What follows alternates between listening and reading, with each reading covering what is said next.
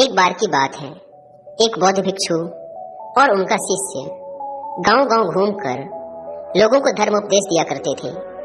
एक बार जब वो एक गांव में धर्मोपदेश देकर वहां से चलने ही वाले थे कि तभी जोरों की बारिश शुरू हो गई।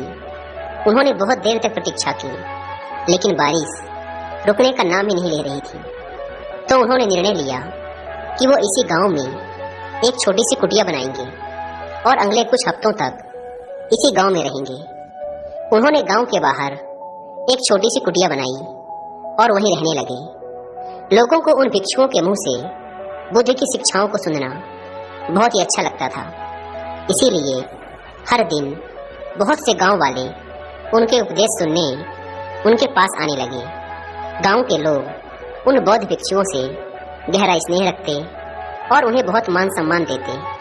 वो उनके खाने की व्यवस्था भी करते और बहुत से गांव वाले तो उपदेश सुनने के पश्चात उन्हें कुछ उपहार भी देकर जाते।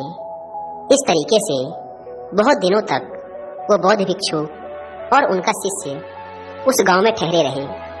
फिर एक दिन अचानक बौद्ध भिक्षु अपने शिष्य से कहते हैं कि हम बहुत दिनों से इस गांव में रुके हुए हैं, अब हमें यहाँ से चलना चाहिए। यह सुन शिष्य कहता है, लेकिन क्यों गुरुजी, हम यहाँ कितने अच्छे से तो रह रहे हैं, यहाँ के लोग कितने अच्छे हैं, ये हमें इतना मान सम्मान और उपहार भी तो देते हैं। क्यों ना हम यहाँ कुछ दिन और रुक लें और उसके पश्चात हम यहाँ से चले जाएंगे और तब तक हमारे पास बहुत से दान दक्षिणा और उपहार भी इकट्ठे हो जाएंगे।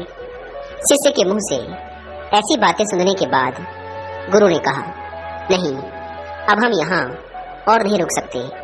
हम यहाँ पहले ही बहुत रुक चुके हैं और हमें धन और उपहारों के इकट्ठा करके करना भी क्या है।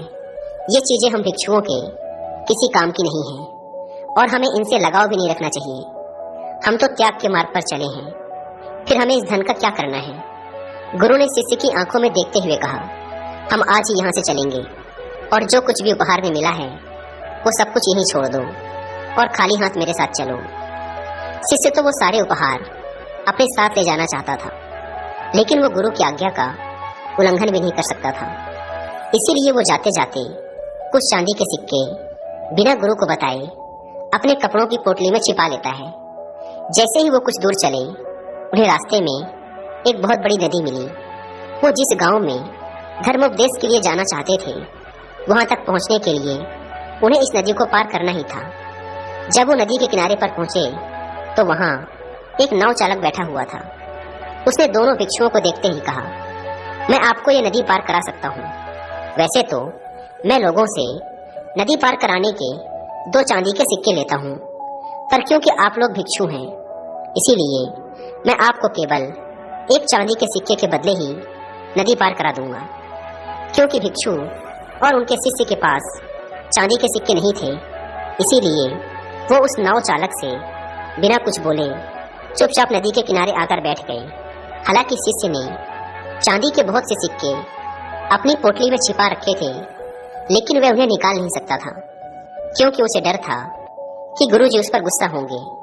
इसीलिए वो भी गुरु के साथ चुपचाप ये सोचकर बैठा रहा कि देखते हैं बिना सिक्कों के गुरुजी नदी कैसे पार करते हैं। लेकिन गुरु ये सोचकर किनारे बैठे रहे कि हो सकता है कुछ देर बाद ये नाव चालक खुद ही बिना सिक्कों के उन्हें नदी पार करा दे, या फिर जिस गांव से वो अभी आए हैं वहां का कोई इंसान यहाँ से गुजरे और उनके हिस्से का किराया भी नाव चालक को दे दे। लेकिन ना तो नाव चालक ने कुछ कहा और ना ही गांव का कोई शिष्य वहां से गुजरा। बैठे बैठे शाम हो गई, लेकिन डर के मारे ना तो शिष्य ने पोटली में से सिक्के निकाले और ना ही नाव चालक बिना सिक्कों के उन्हें नदी पार कराने के लिए तैयार था। अंधेरा होने लगा, लेकिन वो अभी बैठे हुए थे। यह देख नाव चालक ने उन्हें डराने की कोशिश की।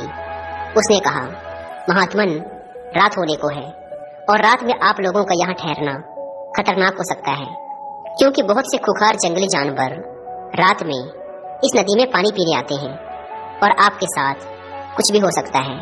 इसीलिए या तो आप जहाँ से आए हैं वहीं वापस लौट जाएं, या फिर मुझे सिक्के देकर ये नदी पार करें और अपने गंतव्य तक पहुँचें। और वैसे भी कुछ देर बाद मैं भी अपनी नाव लेकर यहाँ से जाने वाला हूँ। जैसे ही शिष्य ने उस नाव चालक के मुंह से खतरे की बात सुनी, वह बहुत डर गया। उसने तुरंत ही अपनी पोटली में से 2 चांदी के सिक्के निकाले और नाव चालक को देते हुए कहा, कृपया हमें जल्दी से नदी पार करा दें। नाव चालक ने सिक्के लेकर उन्हें नदी पार करा दी। नदी पार करने के बाद गुरु ने कहा, जब मैंने तुमसे कुछ भी लेने के लिए मना किया था तो फिर तुमने ये चांदी के सिक्के क्यों रख लिए थे? तुमने मेरी बात क्यों नहीं मानी?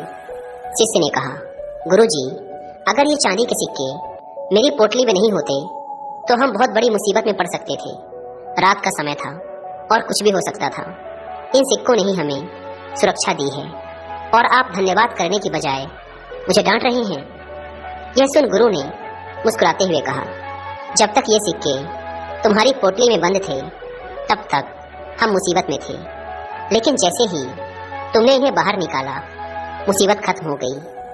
और मैं तुम्हें यही समझाने का प्रयास कर रहा था कि असली खुशी देने में है, त्याग में है। तुमने 2 सिक्कों का त्याग किया और परिणाम तुम्हारे सामने है।